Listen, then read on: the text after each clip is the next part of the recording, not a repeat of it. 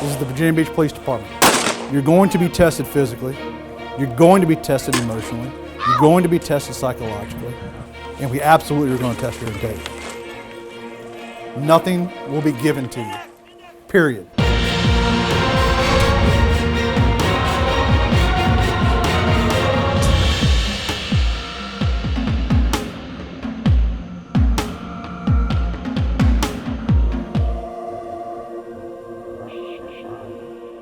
All right, guys and girls, today is the day, the next 3 days, okay?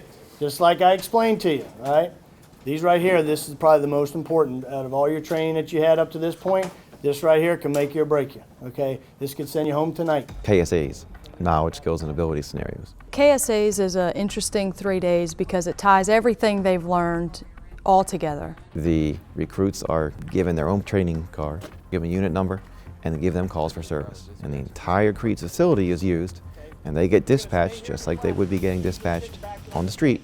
When the call comes out and its dispatch is 110 to go to, whatever location, you're gonna go back, grab a set of keys. I need you to just wear iPro, okay? KSAs are broken up into 16 different scenarios, ranging from noise complaints to death scenes. Why? And this is where they have no help from instructors. That's all on them. Use everything you've learned to complete the scenario. If you need to be a command presence with an individual, become a command presence with that individual. It'd be nice that we're on our own for it, because you can't fall on someone else knowing what to do. You gotta know what to do, or be able to way to figure yourself out and get through it. This is crazy. What are you doing, sir? What are you doing, sir? What are you doing? What are you doing? We actually have dispatchers come down from the dispatch center and dispatch whatever unit the recruit is to a scenario. Owners reporting that there is a suspicious vehicle parked in front of the garage with a subject possibly sleeping inside. So if I'm 124 Alpha in this situation, dispatched 124 Alpha, and I would say 124 Alpha, we need you to respond to integrity and pride for a suspicious person, and then the recruit would drive over to that location and deal with whatever call for service that may be. Thing is, you need to be listening for that call sign, because that's who you're known as today, not your recruit number, nothing like that. You're known as that unit number. That's who you're going to be. They see the multitasking of it all. So they get dispatched from the dispatcher. They have to respond to the scene that they're going to. They have to figure out what they have and how they're going to handle it. And then they have to clear it with the dispatcher as well. You're dispatched to a suspicious person in the park. So there's all these things going on. And in the middle of that, they have to pay attention to their radio, because the dispatcher will call them and ask them for a safety check. Papa Alpha uniform. So they're not only having to handle whatever situation is in front of them, but they're having to multitask by using the radio and also responding to whatever location that they're going to. And for some people, KSAs is an aha moment. So if we've gone this whole time, constitutional law, driving, firearms, defensive tactics, being sprayed with OC, the gas house, where we've used some munitions, where you have been shot at and you've had to shoot back. If you haven't yet thought, I don't know if this is for me, this is like that last hurdle for you to say, okay, I really want you to take this all in. Is this what you want to do? Because it's what their life is going to be. I didn't pass this one that I just came from, so I have to redo this one. At first, in every academy class, that first day, they are so overwhelmed, they don't know what to do with themselves.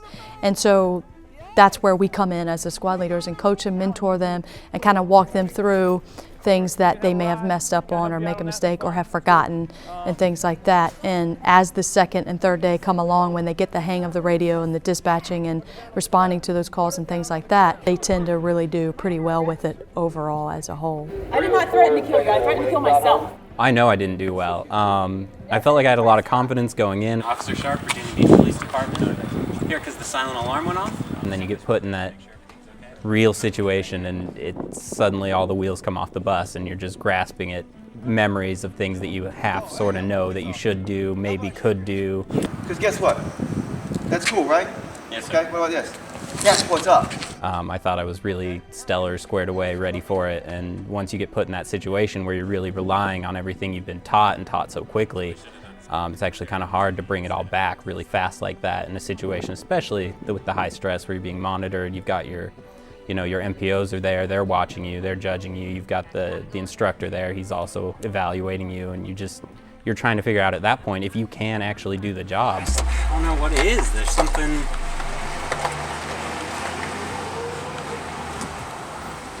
Some thought process that doesn't jive with this particular scenario. I didn't know really what to expect. Some I did very well on. Okay, and this is your vehicle? And some not so much. Just leave me alone. Just leave me alone. It definitely was an eye-opener to go through them one-on-one and realize the mistakes that you could make on the street that could really affect your career and your life. Fucking go.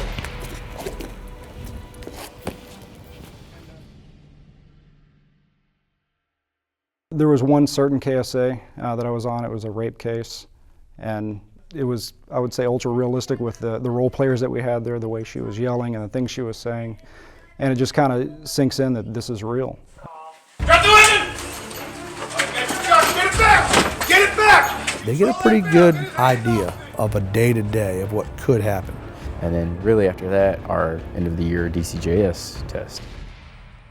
KSA is a practical exam. The DCJS test is an academic exam to make sure they can meet the minimum standard as far as demonstrating their knowledge of all the DCJS objectives that were taught throughout the academy. You really start to see that they have made such an improvement from where they started to where they are with physical appearance, confidence level, and just an overall sense of achievement. Because let's face it, this is not easy. This academy is built to be physically and mentally taxing. Listen to the cadence. We have a day and a half typically before they actually graduate to prep them and kind of take lead in that role because of the drill, the marching, the facing movements and things like that. And being in the honor guard, I take lead in that preparation. So we have the preparation, we go through everything so they're comfortable, they're ready to go. The last day is a little bit more joking. What is going on? That is awesome. Very casual. We typically allow them to wear their academy t-shirts that they have made that show who they are and what they represent. Going through the academy, the instructors had a little motto saying, you're either going to get smart or you're going to get strong, meaning you're going to figure out what we want and how we want it, or we're going to go outside and play games, burpees, runs, sprints, mud crawls, whatever. And they said that'll make you strong. Well, our class was notorious for messing up the simplest of tasks. So as a joke, we said, well, we're not getting smarter, so I guess we're going to get stronger. So we got strong was the class motto. Every academy class, there's 3 honorees. Top academics, top shooter, and overall top recruit. Top academics, Mark Menagio. Top shooter, Thomas Rutland.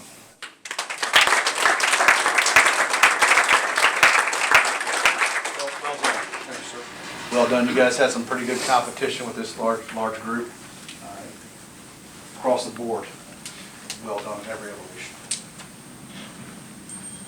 Top recruit. Not one thing sets this recruit off. It's a culmination of things. Willingness to succeed, willingness to persevere, team player, academic, shooting, scenario-based, leadership qualities. It's not taken lightly, as you guys have a tremendous amount of talent in this class. But after speaking with the squad leaders and taking everything even from orientation to today, we voted on a recruit that we think has embodied everything that we are looking for as a police officer, everything we look for as a human, and everything that we look for that is good in today's society. Class 6-2, give a round of applause to John Sharp. It was a surprise. It was an honor. One of the things that I did during the academy was I really wanted to make sure that everybody who wanted to make it could. And I guess, a couple of the instructors saw that I was spending all this extra time and energy, trying to make sure that these other people were making it through too, and they thought that that said a lot about, just sort of my leadership potential. I think that's why they gave it to me. I'm not sure still. They said I went through a lot personally and I still made it through the academy. The graduation is almost near. I can't wait to take the oath. Up to this point, I've had fun. I've met people here that I wouldn't necessarily hang out with, if I was back home. I would actually say I've met a couple of my best friends here.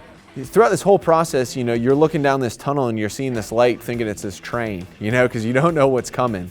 But I feel as if me, as an individual, throughout this entire process, along with several other recruits, now realize that it's the light at the end of the tunnel.